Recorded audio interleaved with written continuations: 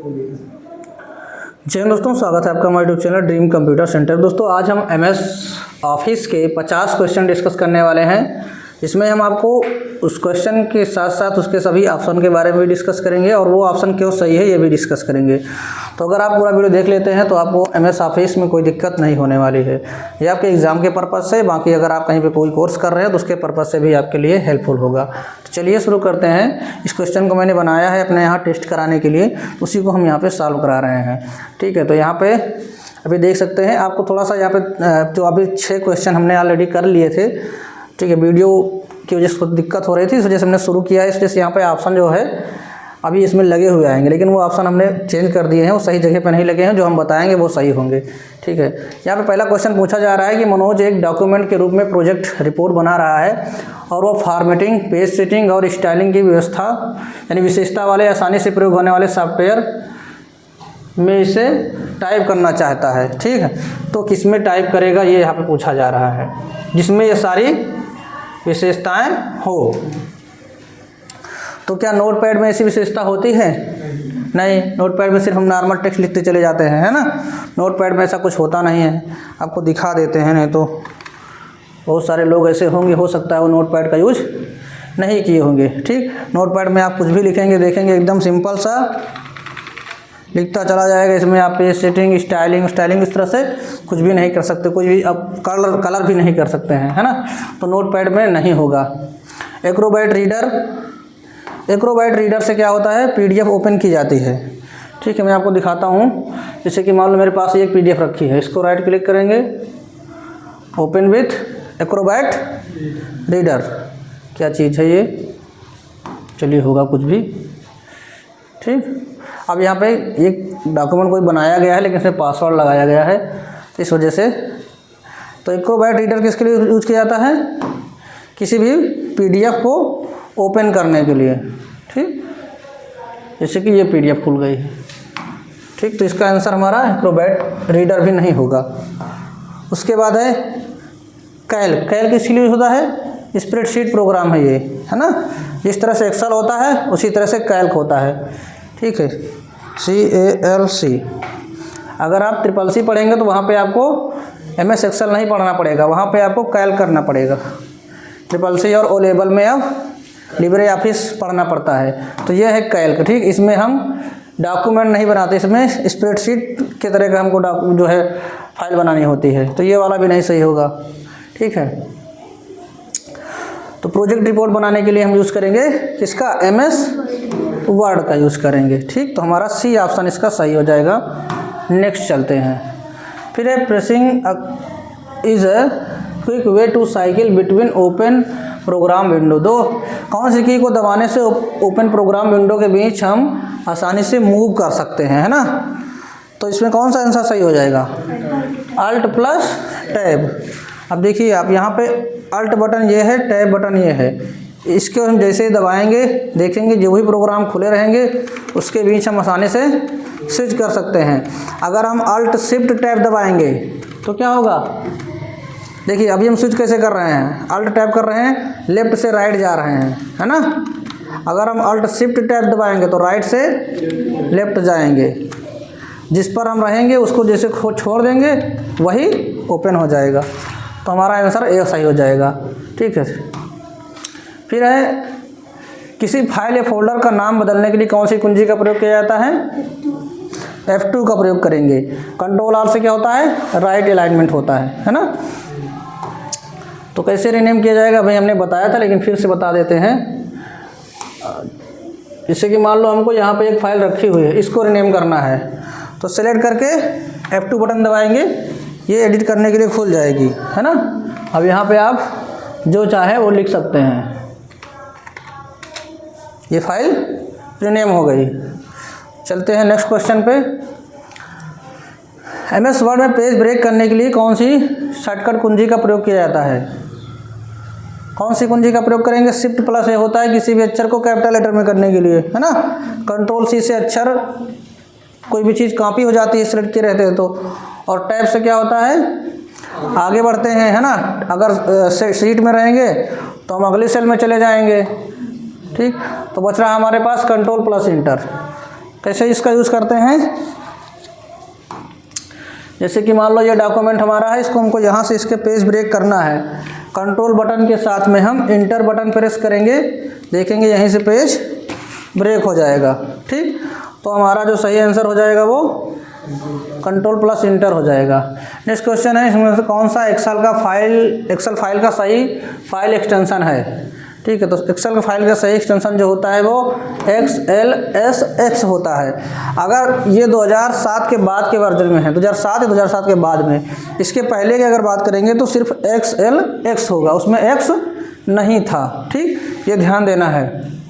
और इसे कैसे देखेंगे, इसके लिए किसी भी एक्सेल फाइल को हम खोलेंगे, राइट क्लिक करेंगे, प्रॉपर्टी पे जाएंगे, तो यहाँ पर देखेंगे टाइप ऑफ फाइल में आपको दिखाएगा XLSX।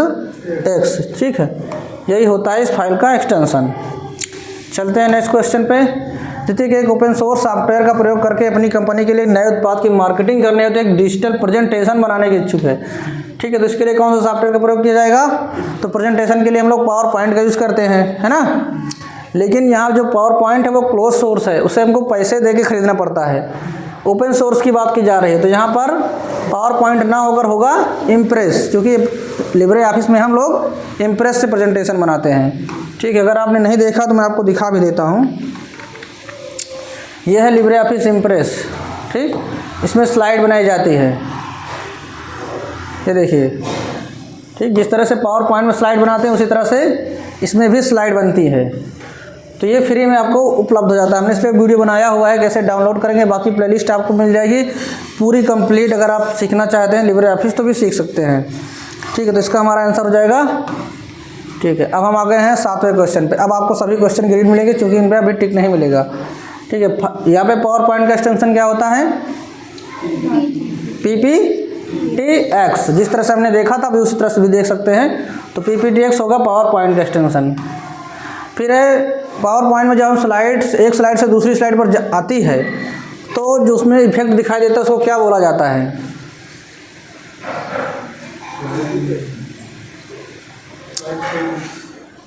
एक स्लाइड से दूसरी स्लाइड के बीच जो इफेक्ट दिखाई देता है उसको क्या बोला जाता है। ये पावर पॉइंट है और हम यहाँ पर नहीं, इसको नहीं ओपन करते हैं, कोई फाइल पहले से बनी हो जिस पे लगा हो। मान लेते हैं ये वाली हमारे पास है। ठीक, अगर इसको हम यहाँ से प्ले करते हैं,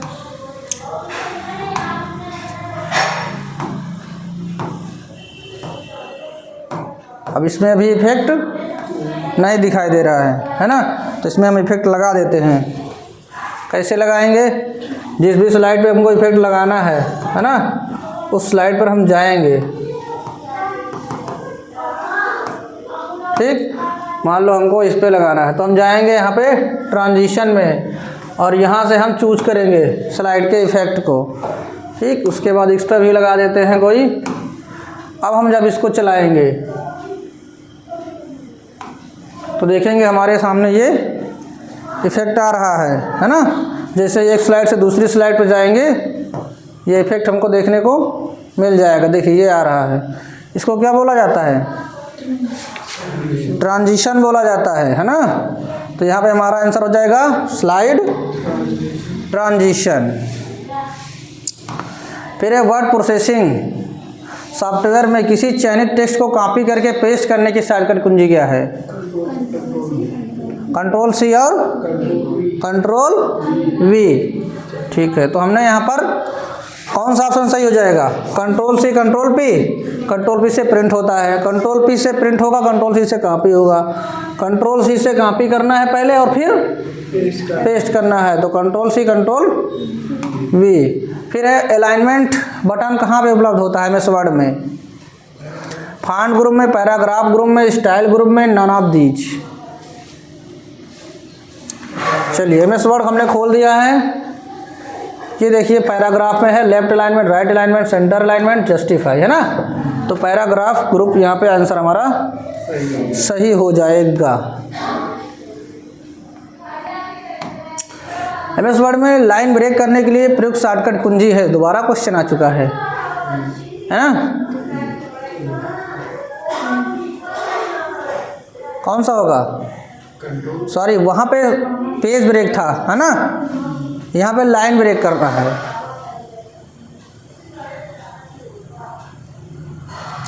कौन सा आंसर सही होगा?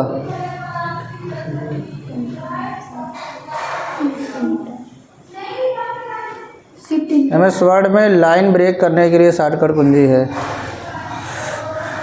अब देखिए यहाँ पर ऑटोमेटिक लाइन ब्रेक करने की बात की जा रही है। ठीक, यहाँ से देख सकते हैं टूट चुका है, तो शिफ्ट प्लस इंटर भी है लाइन ब्रेक करने के लिए। और अगर ऐसे नॉर्मल करना है तो आप इंटर से भी कर सकते हैं, है कि नहीं? जैसे कि मान लो यहाँ से हमको करना है लाइन ब्रेक, इंटर मारेंगे लाइन ब्रेक हो जाएगा, है ना। तो इसमें इंटर ऑप्शन है नहीं, तो शिफ्ट प्लस इंटर से भी हम नीचे कर सकते हैं इसको। ठीक है, और कोई का ऑप्शन यहाँ पे कंट्रोल प्लस एस सी होगा नहीं। कंट्रोल प्लस इंटर से क्या हो जाता है कि पूरा का पूरा पेज ब्रेक हो जाता है ना। तो यहाँ पे हम यही वाला ऑप्शन पे चलते हैं। चलिए, फिर निम्नलिखित में से किस कार्य के लिए एमएस वर्ड अनुकूल नहीं है? एमएस वर्ड हम इसमें से कौन सा कार्य नहीं कर सकते हैं? अनेक प्राप्तकर्ताओं को पत्र भेजने के लिए, मुख्य दस्तावेज स्रोत का संयोजन करने के लिए कर सकते हैं, वर्कशॉप या प्रयोगशाला में सेमिनार में दिखाने के लिए स्लाइड बनाना नहीं बना सकते, पहले से लिखे दस्तावेज को स्वचालित रूप से फॉर्मेटिंग करने, 100 पृष्ठों के लेख को लिखने के लिए कर सकते हैं ना। तो हम प्रेजेंटेशन नहीं बना सकते, इससे प्रेजेंटेशन बनाते हैं पावर पॉइंट से। एमएस वर्ड में डॉक्यूमेंट में किस फंक्शन की का उपयोग स्पेलिंग और ग्रामर चेक करने के लिए किया जाता है?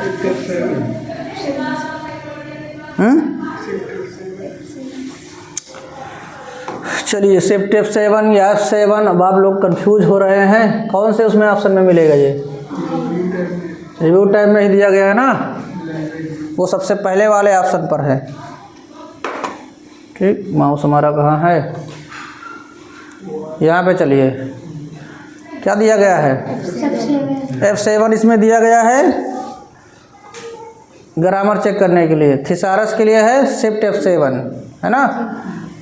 और राइटर पढ़ेंगे तो राइटर में F7 है स्पेलिंग चेक करने के लिए, और शिफ्ट F7 है ऑटोमेटिक स्पेलिंग चेक करने के लिए। ठीक, इसमें एक ही दे दिया गया है, इसमें ऑटोमेटिक के लिए नहीं दिया गया है। उसमें थिसारस के लिए कंट्रोल F7 है, इसमें शिफ्ट F7 है। तो हमारा आंसर कौन सा सही होगा? F7। ठीक, शिफ्ट F7 किसके लिए है? थिसारस के लिए। फिर पेज ओरिएंटेशन का प्रकार है, लैंडस्केप और पोर्ट्रेट दोनों होते हैं ना। फिर इनमें से एक पेज ओरिएंटेशन का प्रकार, वही क्वेश्चन दोबारा है क्या? नहीं हुआ था। अच्छा,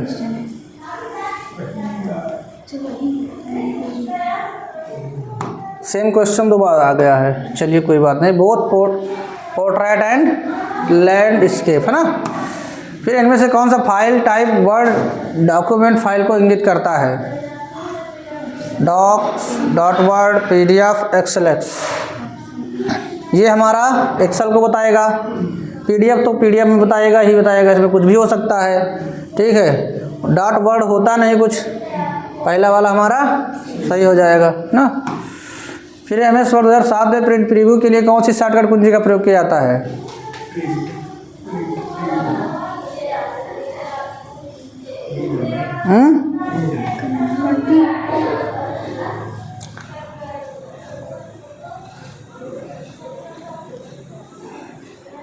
अब यहाँ पर शॉर्टकट कुंजी अल्ट कंट्रोल O, प्रिंट के बाद प्रिंट प्रीव्यू पे जाएंगे और प्रिंट कंट्रोल प्लस P करेंगे, shift plus P।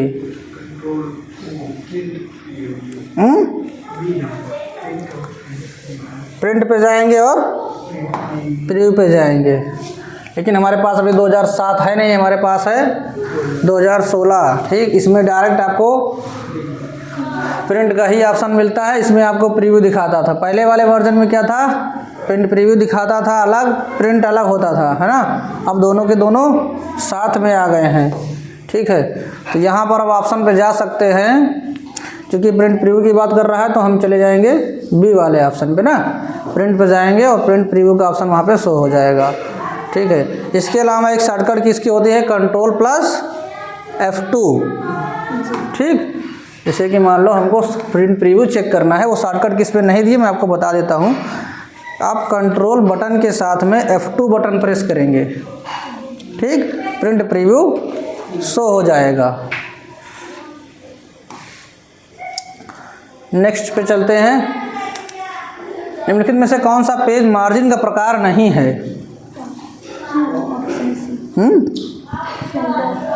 Top margin नहीं होती है, क्या नहीं होती है?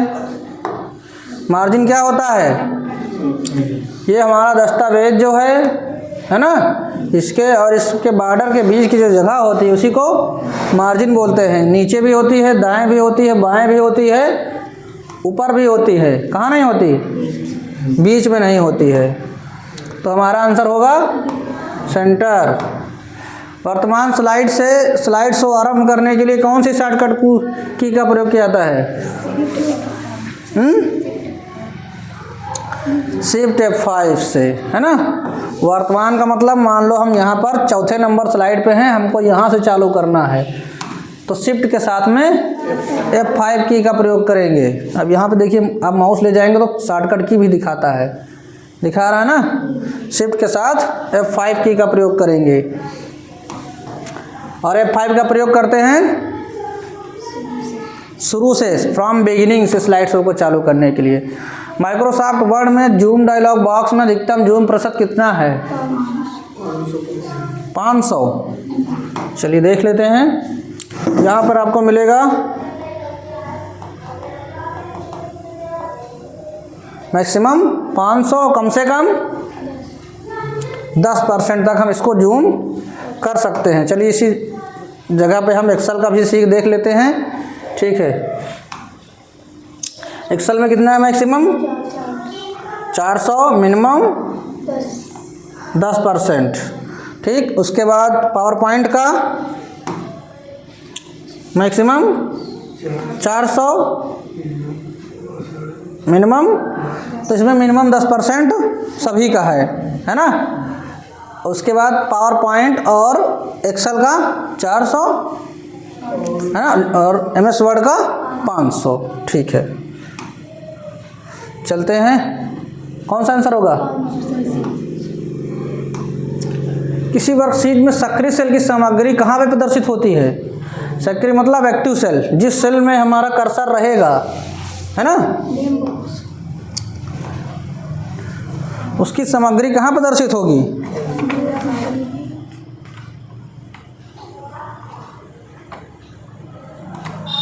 कोई नई फाइल ओपन करते हैं हम।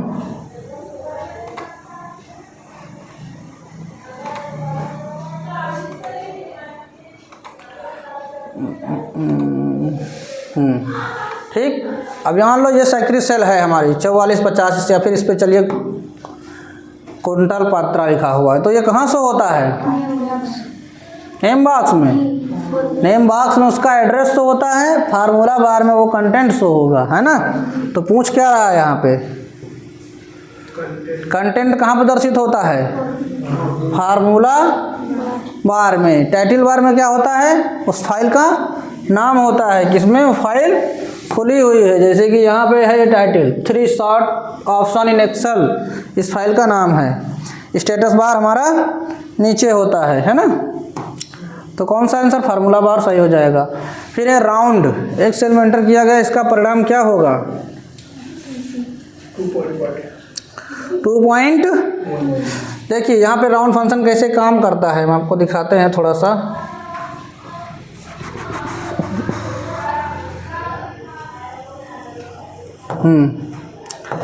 यहाँ पर ध्यान देना है, जैसे कि 2.14 लिखा हुआ है, कामा 1 लिखा है। ठीक, तो कामा के बाद जो अक्षर लिखा है, इसका मतलब ये है कि दशमलव के बाद हमको उतने अंक लेना है। ठीक, अब यहाँ पे हमको पहला अक्षर लेना है।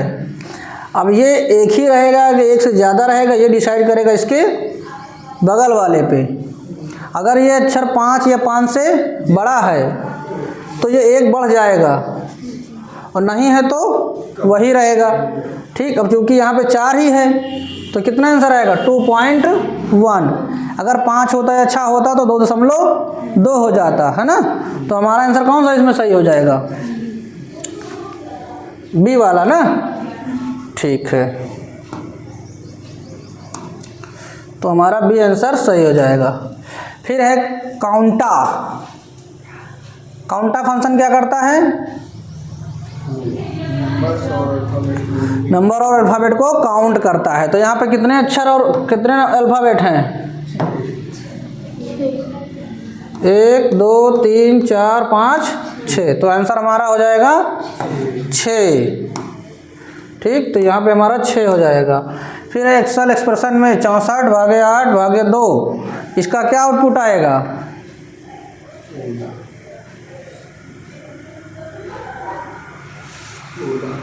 16 आएगा।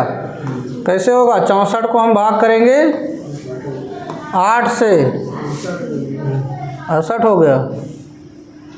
चलिए 64 को भाग करेंगे 8 से, 8 अठाई, फिर 8 को भाग करेंगे 2 से, कितना आएगा, आए कितना आएगा, 4 ऑप्शन में है, 16 आएगा अभी भी। अरे तुम तो हमको, चलिए हम आपको आंसर दिखाते हैं इसका कितना आएगा ना। एक्सेल में चलते हैं, ध्यान देना 64 भागे 8 भागे 2 लिखा हुआ है ना। तो थोड़ा सा जूम कर दे जिससे क्लियर दिखे आप लोगों को। नया सीट ले लेते हैं, है ना। इज इक्वल टू, पहले हमको लगाना है बराबर का चिन्ह है। ठीक, 64 भागे 8 भागे 2 कितना आएगा, 16 आएगा। कहाँ 16 आएगा 4 आएगा 16 नहीं आएगा। देखिए कैसे करता है काम ये।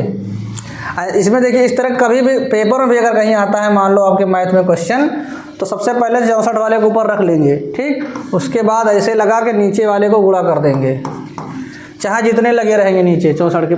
ठीक है, अब देख लो 8 दूनी 16, 16 चौको 64, बाद वाले सब गुणा होकर नीचे आ जाएंगे। ठीक, या फिर एक एक होते जाएंगे, पहले इतना कर लो, फिर जितना है 2 से भाग दो, फिर उतना है, फिर उतना कर तो चले जाओ। ठीक, तो हमारा आंसर होगा 4। चेंज। चलते हैं नेक्स्ट क्वेश्चन पे। फिर सम 3 ट्रू फॉल्स 2, इसमें क्या आंसर सही होगा, 5। कैसे, अच्छा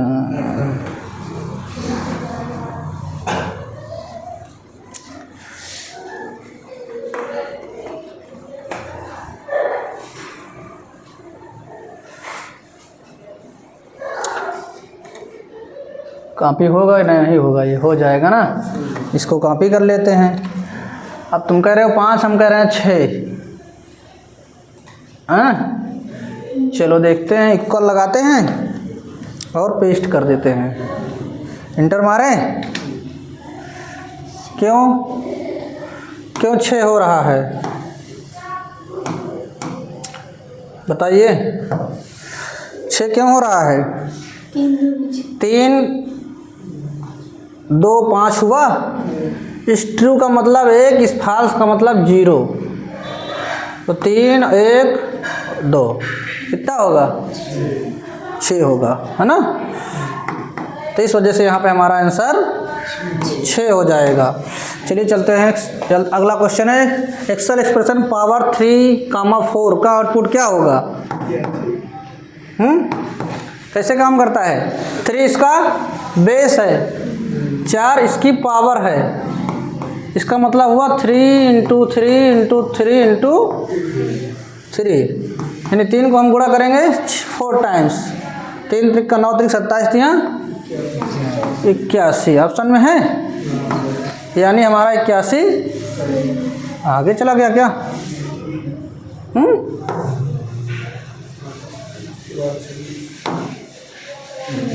81 सही आंसर हो जाएगा।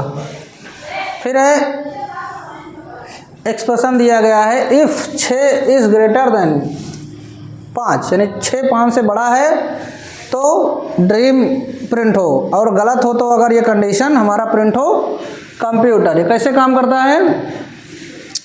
अगर ये कंडीशन हमारी ट्रू है तो पहला आर्गुमेंट प्रिंट होगा, ठीक। अगर ये गलत है तो दूसरा होगा। तो सही है कि गलत है?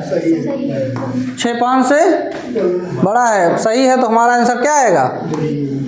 ए ऑप्शन सही हो जाएगा।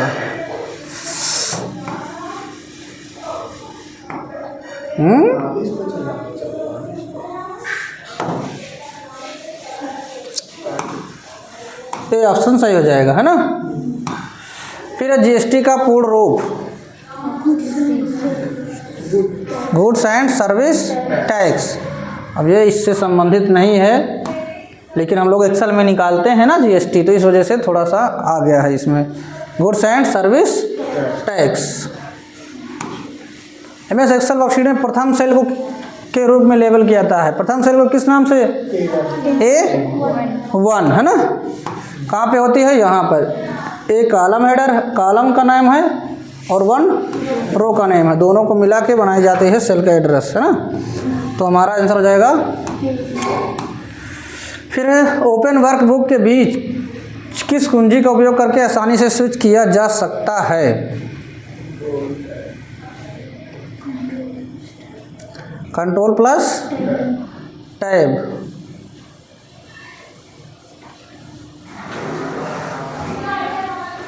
गुड मॉर्निंग, ठीक। अब चलिए हम ओपन करके देखते हैं। यहाँ पे हमारे पास 2 ओपन हैं, है ना।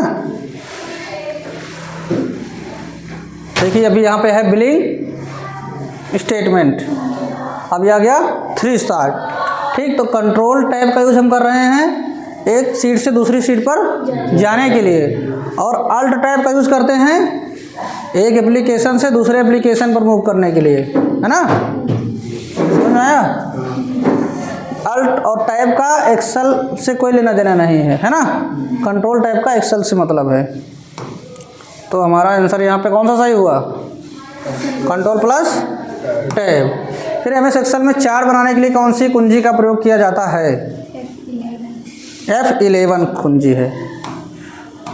फिर सीट के भीतर डेटा को बदलने के लिए किसका प्रयोग किया जाता है?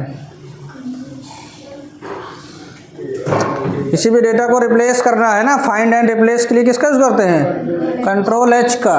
2 बार ऑप्शन आ गया है, विवादित क्वेश्चन हो गया ये, है ना। चलिए इसको ध्यान दीजिएगा। 32 नंबर क्वेश्चन को जो है हम नोट कर लेते हैं, नेक्स्ट टाइम इसको सुधारा जाएगा, है ना। किसमें एल नहीं है?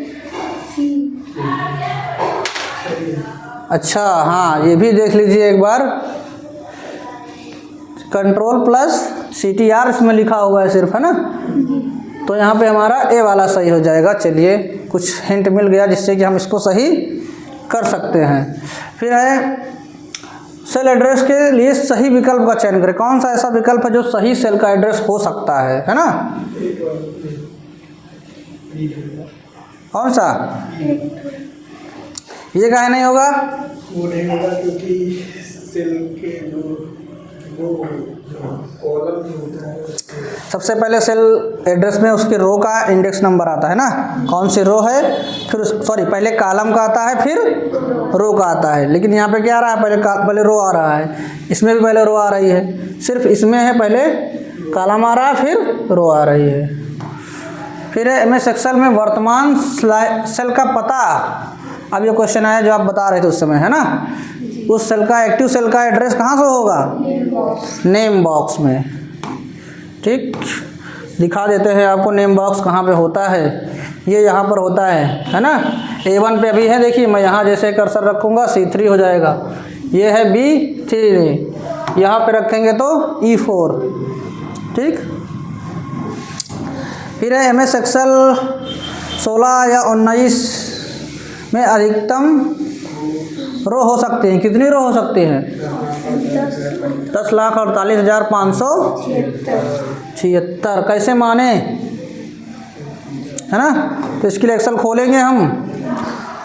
उसके बाद नीचे जाने के लिए क्या करते हैं, कंट्रोल बटन के साथ डाउन एरो, कंट्रोल बटन और डाउन एरो देखेंगे 10,48,576 आ गया है। और अगर हमको यहाँ पे कॉलम पे जाना है तो राइट एरो करेंगे। राइट का एड्रेस है XFD, है ना, और इसका एड्रेस है 10,48,576। ठीक, XFD कितना होता है नंबर में,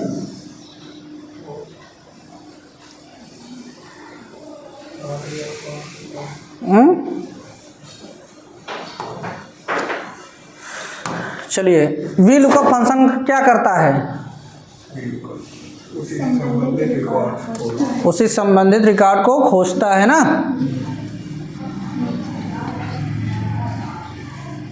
संबंधित रिकॉर्ड को खोजता है।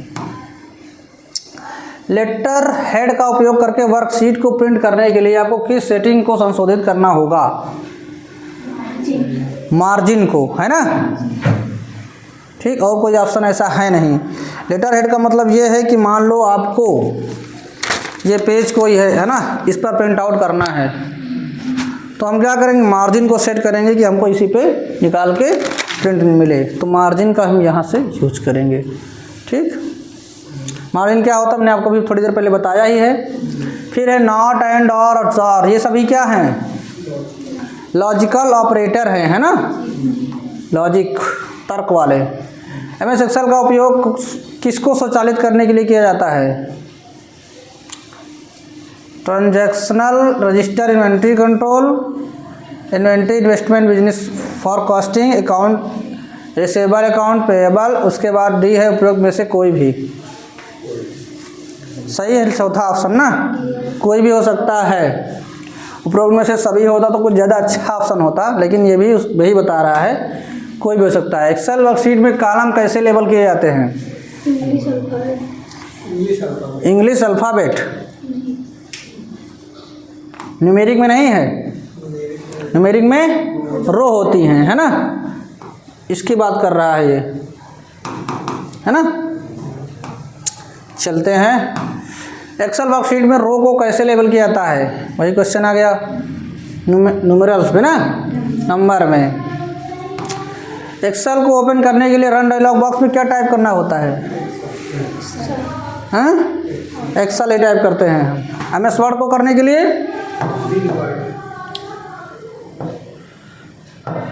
MS वर्ड को करने के लिए विन वर्ड, और पावर पॉइंट करने के लिए पावर PNT। चलिए ठीक है। फिर है एक्सेल 2016 वर्कशीट का अंतिम कॉलम है, वो देखिए वही क्वेश्चन आ ही गया, कौन सा होगा, XFD। एक्सेल 16 या 19 वर्कशीट में अधिकतम संख्या में कॉलम हो सकते हैं 65,000, 16,384। यही तो है XFD का एड्रेस, यही तो है, ये है XFD और ये है AMJ, है ना। पहले AMJ होता था, अब XFD होने लगा है। फिर है एक्सेल के एक सेल में कितने अक्षर टाइप किए जा सकते हैं,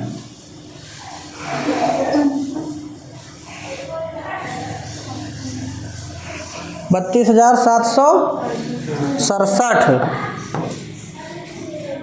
ठीक, ये आंसर हमारा सही होगा। चलिए इसको एक बार हम क्रॉस चेक कराते हैं आपको इंटरनेट के थ्रू, है ना। मान लो आप में कन्फ्यूजन हो रहा होगा, कॉपी करने देगा कि नहीं, चलिए कॉपी कर लेते हैं और इसको हम गूगल से आपको चेक करके दिखाते हैं। आपको मान लो विश्वास ना हो तो 32,767 इसका राइट आंसर होगा, है ना। चलते हैं नेक्स्ट क्वेश्चन पे। MS एक्सेल में पूरे कॉलम का चयन करने के लिए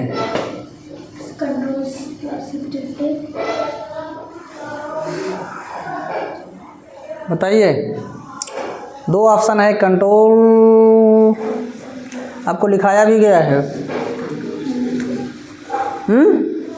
चलिए सारे ऑप्शन हम बारी बारी से यूज़ कर लेते हैं। पहले हम चलते हैं सबसे ऊपर। अब हमको क्या करना है, कंट्रोल प्लस स्पेस था कि शिफ्ट प्लस स्पेस था? कंट्रोल प्लस स्पेस हो गया कि नहीं हो गया? तो कंट्रोल के साथ में हम स्पेस बटन दबाएंगे, पूरा का पूरा कॉलम हो जा रहा है। ठीक, इसके अलावा दूसरा ऑप्शन आप देखिए क्या है, कंट्रोल सी से तो कॉपी होता है। ठीक, कंट्रोल शिफ्ट ए से क्या होगा? ठीक, कुछ नहीं हो रहा है। अब कौन सा ऑप्शन बच रहा है हमारे पास? कंट्रोल 9। कंट्रोल 9 से क्या होगा?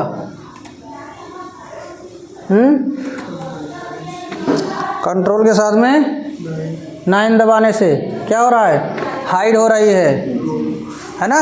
3 और 4 नंबर की रो हाइड हो गई है। ठीक, तो यहाँ पे हमारा आंसर कौन सा होगा? कंट्रोल के साथ में स्पेस बटन दबाएंगे। फिर रन डायलॉग बॉक्स में पावर पॉइंट को मैंने बताया ही था, क्या होगा? पावर, सही लिखा है, सही है। फिर यदि आप स्लाइड का क्रम बदलना चाहते हैं तो किस व्यू का उपयोग करेंगे? स्लाइड सॉर्टर व्यू, है ना? ये पावर पॉइंट है और मान लो यहाँ पे हमको स्लाइड नंबर चेंज करना है। व्यू में जाएंगे, स्लाइड सॉर्टर व्यू ओपन करेंगे। अब इसमें जिसको जहाँ उठा के रखना हो ऐसे पकड़ेंगे, उठा के इस तरह से हम इसमें जहाँ चाहे वहाँ पर रख सकते हैं, है ना? फिलहाल इसको हम उसी जगह रखना चाहेंगे, गड़बड़ ना हो हमारा क्रम, है ना? तो ये स्लाइड सॉर्टर व्यू हो गया हमारा। उसके बाद पावर पॉइंट में हर स्लाइड में एक जैसी फॉर्मेटिंग करने के लिए किसका यूज़ करते हैं? स्लाइड मास्टर का।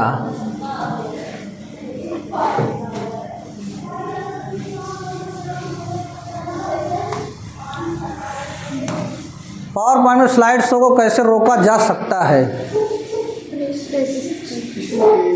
एस्केप बटन का प्रयोग करके, है ना? एस्केप बटन कौन सा होता है? ये वाला ना। अगर आपकी स्लाइड चल रही है, मान लो इसको हम रन करा देते हैं, ठीक, और ये स्लाइड चल रही है, तो इसको हम कहाँ से रोकेंगे? एस्केप बटन दबाएंगे, ये रुक जाएगा। ठीक, तो ये हमारे 50 क्वेश्चन यहाँ पर हो चुके हैं पूरे। वो छोटा है। ठीक, अब नेक्स्ट नहीं हो रहा है। समय अभी हमारे पास बचा है 7 मिनट 43 सेकेंड। अब हम इसको सबमिट करते हैं, है ना? सारे क्वेश्चन मेरे हिसाब से तो हमने कर लिए हैं। एक बार इसको चेक कर लेते हैं। जब भी आप एग्ज़ाम दीजिए एक बार चेक कर लीजिए कि सारे क्वेश्चन हुए हैं नहीं हुए हैं, है ना? अब हम सबमिट करते हैं। तो देख सकते हैं यहाँ पर हमारे क्वेश्चन 50 में 50 आए हैं, लेकिन रिजल्ट हमारा 48 दिखा रहा है। ठीक, तो इसका मतलब क्या है कि इसमें 2 क्वेश्चन ऐसे हैं जिनके ऑप्शन कहीं ना कहीं गलत दिए गए हैं। अब उनको अब हम चेक करेंगे। ठीक है, इस वजह से यहाँ पर आंसर हमारा 48 आ रहा है। तो ये हमारी मिस्टेक है पेपर को बनाते समय उसके राइट आंसर को डालने में। ठीक, तो आई होप यहाँ पे हमने 50 क्वेश्चन, उसके साथ साथ में कुछ एक्स्ट्रा क्वेश्चन भी डिस्कस किए, जिसमें हमने MS word, Excel, PowerPoint के क्वेश्चन डिस्कस किए, लिब्रे ऑफिस को थोड़ा बहुत समझा। ठीक है, तो मेरे हिसाब से आपको वीडियो अच्छा लगा तो लाइक करिए, और चैनल पर नए हैं सब्सक्राइब करके बेल आइकन को प्रेस कर दीजिए। और अधिक अगर वीडियो देखना चाहते हैं या फिर कंप्यूटर के और अन्य टॉपिक को आप सीखना चाहते हैं तो हमारी प्लेलिस्ट में जाके आप देख सकते हैं। मिलते हैं इस वीडियो में। ऐसे वीडियो देखने के लिए चैनल को सब्सक्राइब करिए।